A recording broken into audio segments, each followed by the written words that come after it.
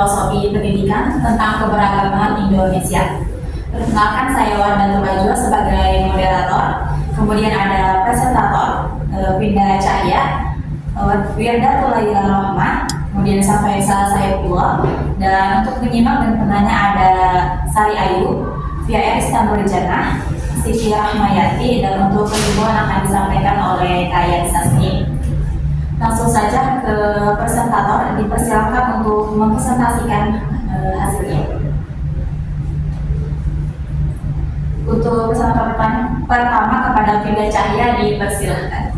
Baik, untuk pertanyaan yang pertama, menurut Anda apa yang khas dan unik sebagai manusia Indonesia? Sebagai manusia Indonesia ada beberapa hal yang khas dan unik. Pertama, beragaman budaya yang luar biasa. Indonesia memiliki lebih dari 300 suku bangsa, masing-masing dengan bahasa, adat, dan tradisi yang berbeda-beda. Ini menciptakan mosaik budaya yang kaya. Kemudian yang kedua adalah semangat gotong royong yang kuat. Masyarakat Indonesia seringkali saling membantu dan bekerjasama dalam berbagai aspek kehidupan, baik dalam kegiatan sosial maupun lingkungan.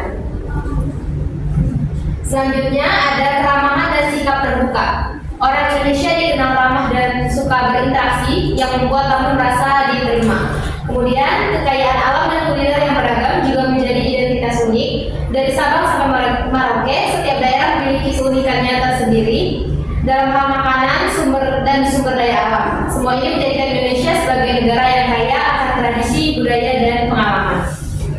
Baik, terima kasih kepada Winda Cahya atas pemaparan kekhasan dan keunikan sebagai manusia Indonesia.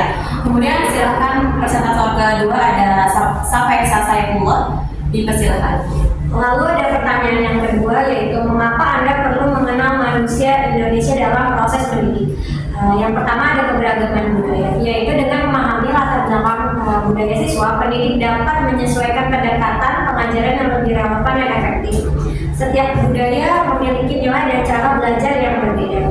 Lalu yang kedua ada konteks sosial, yaitu mengetahui kondisi sosial dan ekonomi siswa agar membantu pendidik memahami tantangan yang mungkin dihadapi siswa sehingga dapat memberikan dukungan yang lebih baik lagi. Lalu yang ketiga ada pengembangan karakter, yaitu pendidik yang mengenal nilai-nilai lokal dapat lebih efektif dalam membentuk karakter siswa, seperti sikap gotong royong dan rasa hormat terhadap sesama. Lalu selanjutnya ada pembelajaran berbasis kearifan lokal, itu mengintegrasikan kearifan lokal dalam kurikulum dapat membuat pembelajaran lebih menarik dan bermakna serta membantu siswa mengapresiasi warisan budaya yang mereka miliki. Lalu yang terakhir ada mendorong partisipasi aktif, yaitu dengan memahami keunikan siswa, pendidik dapat menciptakan lingkungan belajar yang inklusif, yang dimana semua siswa merasa dihargai dan termotivasi untuk ikut berpartisipasi. Baik, terima kasih kepada Sampai atas pemaparannya mengenai manusia Indonesia dalam proses mendidik.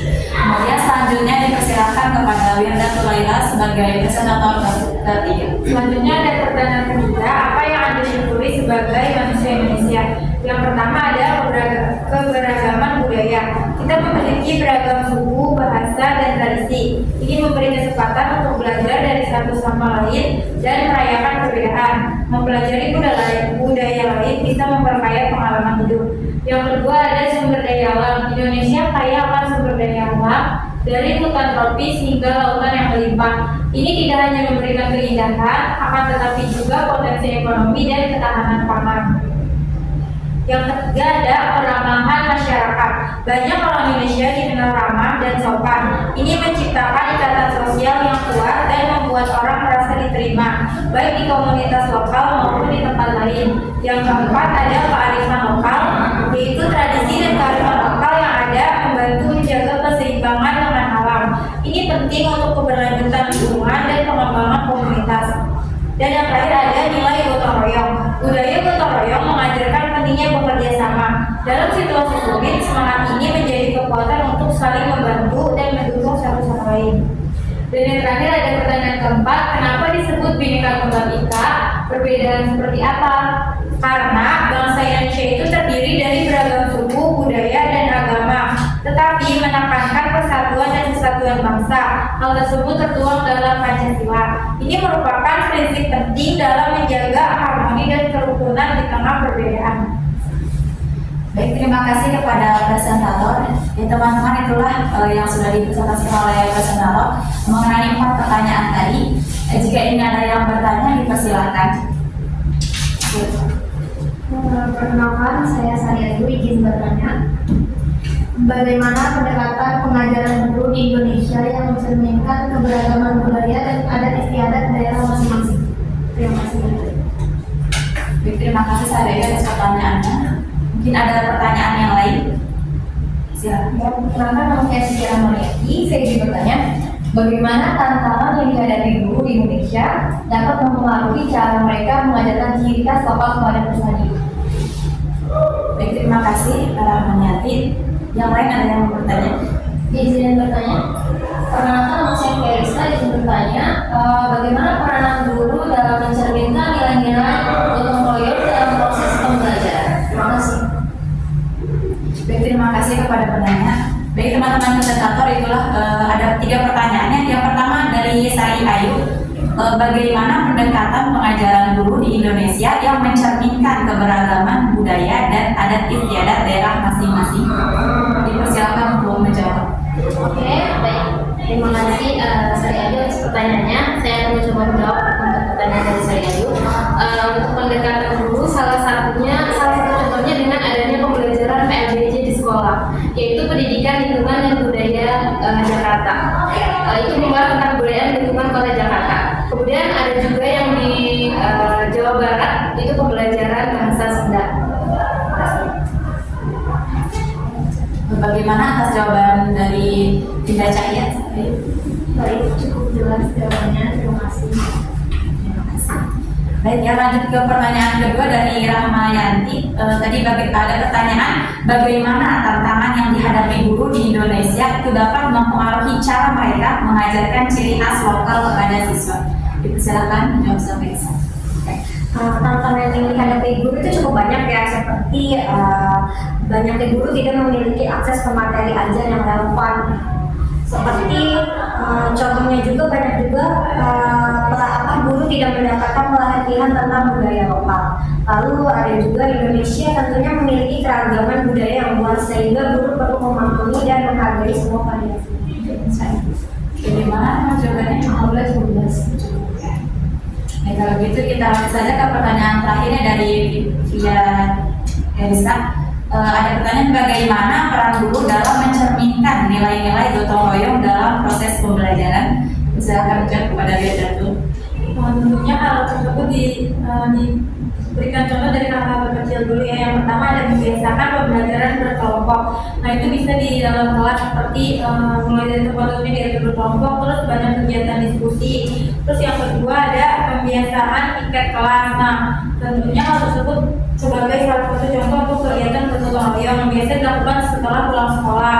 Ada juga kegiatan berpartisipasi dalam kegiatan sosial serta mendorong siswa untuk selalu membantu temannya yang membutuhkan. Bisa dimulai dari hal kecil. Mungkin ketika ada temannya yang tidak membawa alat tulis, guru di kelas itu bisa mengarahkan untuk meminjamkan. Bagaimana Via jawabannya? Baik, sudah jelas. Terima kasih atas jawabannya. Baik, terima kasih. Ada yang ingin bertanya lagi? Sudah cukup. Baik, terima kasih kepada presentator dan penanya. Jika tidak ada yang ingin ditanyakan lagi, mungkin langsung saja ke kesimpulan akan dibacakan oleh penyimpul yang sasni kepadanya. Kami silakan.